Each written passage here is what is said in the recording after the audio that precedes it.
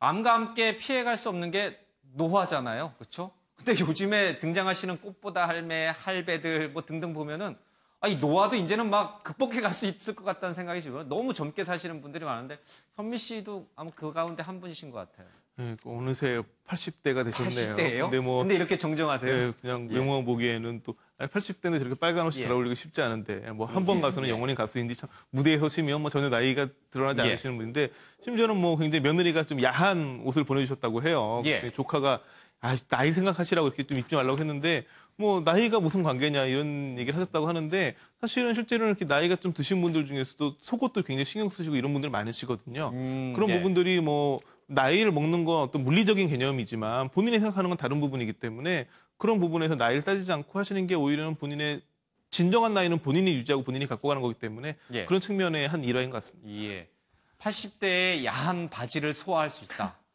사실 근데 길거리 이렇게 돌아다니다 보면은 왜 원색에 뭐 하얀색, 노란색 그런 백구도 이렇게 신고 다니는 어르신들 보잖아요. 그러면 예전에는 아유 저분 왜 이렇게 나이값 못하나 뭐 노망 들었나 이렇게 주변에서들 많이 얘기하는데 이제는 그렇게 볼 일이 아니군요. 네, 요즘은 우리나라 좀 슬픈 일인 게 그 등산복 뭐 이런 운동복이 너무나 좀 이렇게 천편일률 입는 의상들이 있거든요. 교복 같아진. 그런 옷을만 안 입어도 요즘에는 좀 어르신들이 좀 감각 있어 보이시는데 아무래도 현미 씨는 또 연예인이고 그러시다 보니까 또 한 단계 더 뭔가 또 젊은 패션을 보여주시는 것 같습니다. 나이에 대한 선입견을 좀 깨라. 뭐 이제 그런 어떤 상징적인 인물이 아닌가 싶습니다. 근데 취미도 좀 고급스럽다고 해야 되나요? 보석 수집이 취미. 우표 수집도 아니고 보석 수집이라. 보석 수집이 취미가 되려면 돈이 굉장히 많아야 하잖아요. 근데 현미 씨가 굉장히 잘 나갔었잖아요.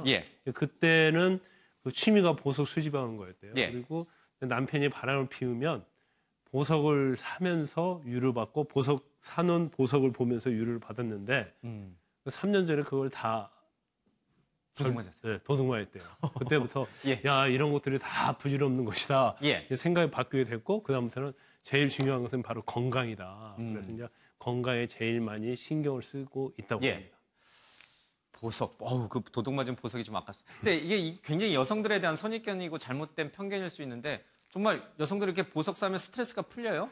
이게 뭐 제가 듣기로는 뭐 나이가 변호사는 아니군요. 그렇습니다. 나이가 들수록 이제 보석이 눈에 들어올 것이다라는 이제 뭐 얘기를 들었는데 뭐 현미 씨 같은 경우에는 사실은 이제 본인이 워낙 스트레스 받는 그 요인이 있었잖아요. 남편이 이제 바람을 피고 사실은 결혼할 때 당시에도 남편이 유부남인 것을 결혼 준비하다가 알게 됐고 그래서 남편을 본가로 보냈는데도 불구하고 이혼 서류를 위조해가지고 와서 이혼했구나 하고 이제 결혼해가지고 사는데 정리도 제대로 안 된 상황이었고 그러니까 워낙 이렇게 심적으로 좀 힘든 부분이 있었기 때문에 본인 나름대로 사실 스트레스를 해소할 수 있는 방향이나 뭐 방법이 있어야 되잖아요. 그게 사실은 뭐 보석 수집이 아니셨나 싶습니다.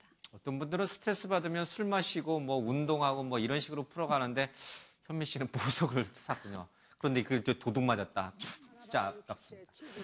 잠깐 이제 양지민 변호사 얘기했는데 이 남편이라고 해야 되나요? 이봉조 선생님은 굉장히 유명한 색소폰 연주자이기도 하고 작곡가이기도 하잖아요. 그러니까 이제 그 우리나라 그 연예계 특히 가요계를 그 밴드 문화가 주도하던 시절이 있었습니다. 미군 부대에서 활동하던 밴드 문화가 주도하던 시절에 그러니까 굉장히 그 방송 활동보다는 공연 문화가 더 왕성하게 되었을 때 그 밴드 마스터로 유명한 분 중에 한 분이셨고 밴드 마스터. 그래서 이제 테너랑 그 테너 색소폰을 하는 분이었는데 이분이랑 이제 지내셨는데 이분이 이제 그러니까 사실은 어찌 보면 현미 씨랑 결혼하는 과정도 외도였거든요. 근데 그 이후에도 현미 씨랑 같이 사시면서도 굉장히 외도를 많이 하셔가지고 굉장히 마음고생을 많이 하셨다고 하시는데 그리고 그래서 한 20여 년 정도 같이 지내시다가 75년부터 별거를 하게 됐고 뭐 그러다가 이제 또 결국은 이제 87년에 먼저 돌아가셨죠. 뛰어난 예술가들은 약간 정상적이지 않은 부분들이 꼭 하나씩 좀 있는 것 같아요. 어느 게 정상이고 비정상인지는 잘 모르겠습니다.